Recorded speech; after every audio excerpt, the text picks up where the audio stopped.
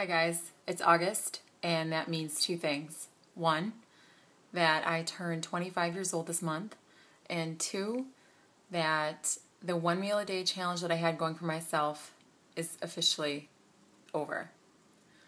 I wanted to discuss with all of you what I learned and how I felt from this little challenge that I had for myself.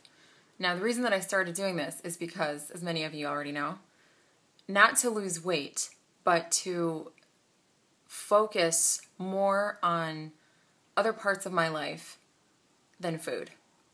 Because I was focusing on food more than I believe it deserved. And this was not a starvation diet. This was nothing of the sort. It was all about the mental, all about even the psychological and the emotional and spiritual. The physical, in my eyes, was last.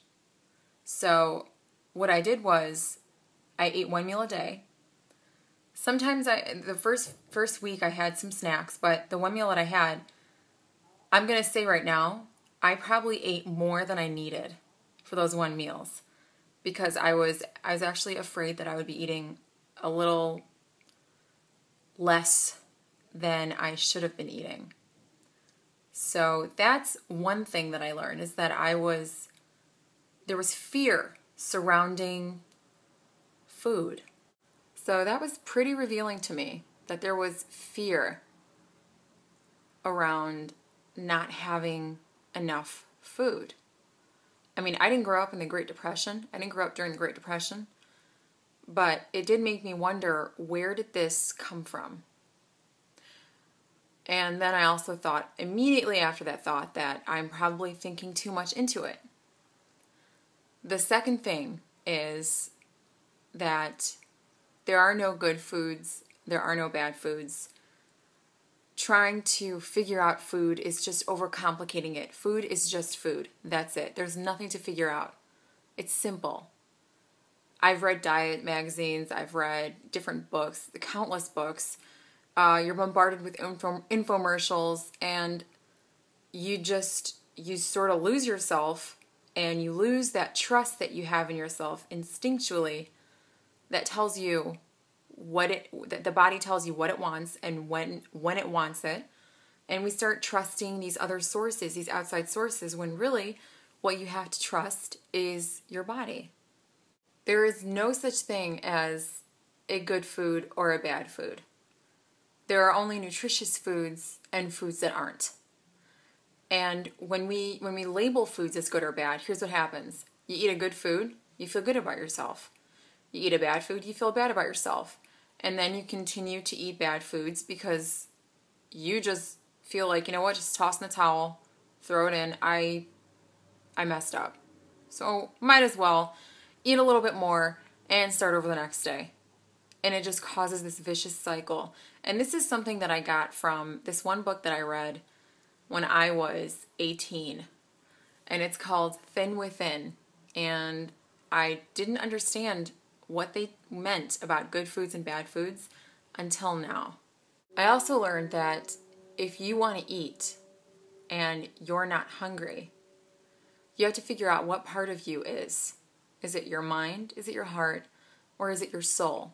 In my experience, it's almost always the heart that's calling you, because we're dealing with some sort of void, some sort of inner pain on a daily basis. I've learned that abstaining from food for a majority of the day allowed more room for my passions in life to come to life even more.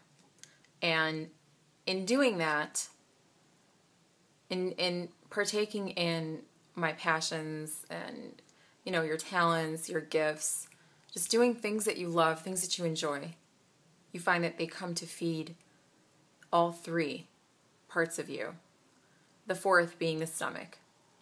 But the parts that are really calling for an answer, that are really calling to be filled, are the ones that you don't feed with food. And that's the most important thing, I believe, everyone has to address.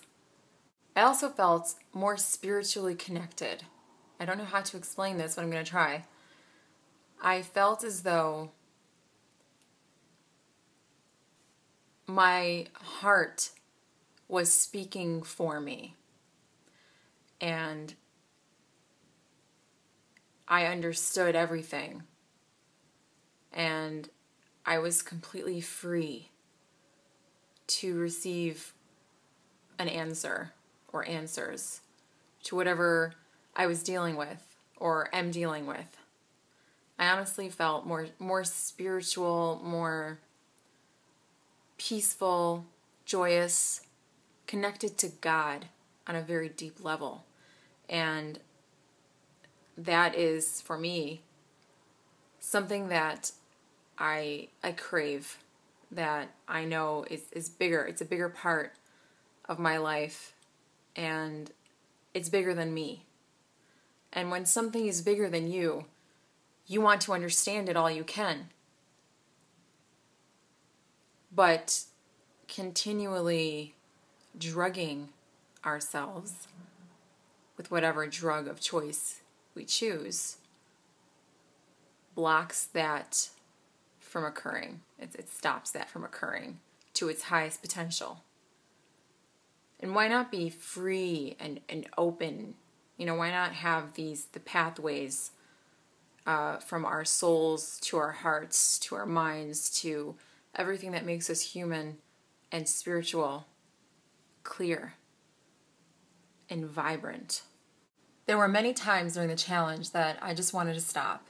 I thought I had done enough, and I was particularly hungry, and it's just something that left me very uncomfortable on certain days. But I told myself that I had to have more patience with myself. It takes time to get to know someone. It takes time to, understand who they are and to allow them to flourish in front of you. And we have that patience with others, but it takes a whole lot more patience to have it with ourselves. Just like we're so good at uplifting others, but it seems to be a little more difficult when it comes to uplifting ourselves. We bully ourselves more often than not. And I just thought, you know what? I'm someone, you're someone, so it's going to take a little bit of time to get to know who you are, to get comfortable with yourself, to encourage yourself. All of this is a process. Those are just several of the things that I believe are very important points to discuss when it comes to diminishing the importance of food and focusing more on parts of your life that will give you more life and that will last longer than, a sandwich. Anyway, I hope that you all are enjoying the day and that you got a little bit of sun. Get some vitamin D in you. And I will see you tomorrow.